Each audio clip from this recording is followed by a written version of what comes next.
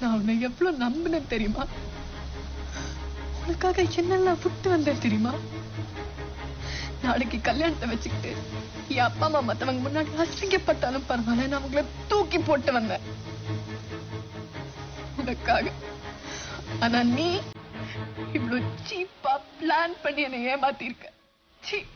இதான் உன் லவ்வா? வேற எது லவ் சொல்லு? காதலிக்கிற பொண்ணு தியாகம் பண்றதா, இல்ல காதலிக்கிற பொண்ணு மனசுல நினைச்சிட்டு வேற ஒரு பொண்ணு கூட வாழ்றதா? எனக்கு அது தெரியாது. எனக்கு காதலிக்கிற பொண்ணை கல்யாணம் பண்ணணும், அவ்வளவுதான்.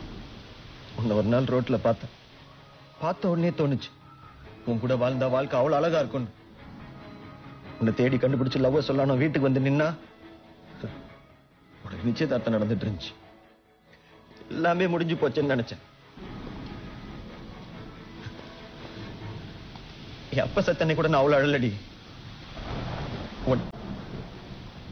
ஒன்னால அன்னைக்கு அழுத யோசிச்சு பாரு.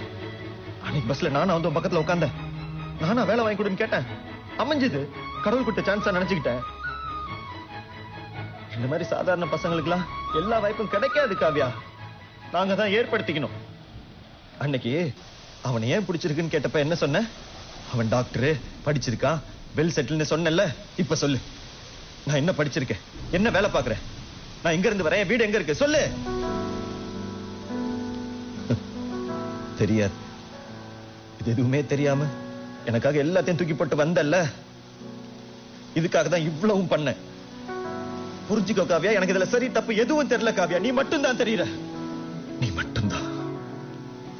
என்ன ஆனாலும் எனக்கு உன் கையை பிடிக்கணும். வாழ்க்கை ஃபுல்லா இப்படி